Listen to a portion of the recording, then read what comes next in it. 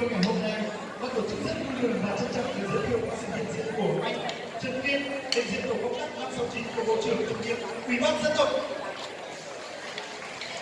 Về hộ anh lấy cái sổ này ra để cùng đưa tay.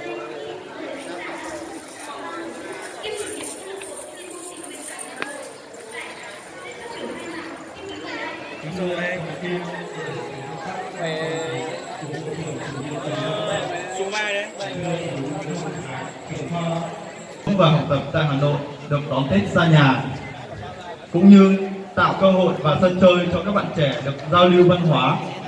giao lưu thực hành văn hóa. Thưa quý vị đại biểu cùng anh chị em thân mến, để tổ chức thành công một sự kiện như ngày hôm nay, ban tổ chức chúng tôi không thể quên được sự đóng góp giúp đỡ của các nhà tài trợ, các tổ chức cá nhân, các anh chị bạn bè đã luôn ủng hộ và đồng hành cùng ban tổ chức trong thời gian qua. Anh Trần Kiên, đại diện tổ công tác 569 của Bộ trưởng Bộ chủ nhiệm Ủy ban dân tộc lên có tặng hoa.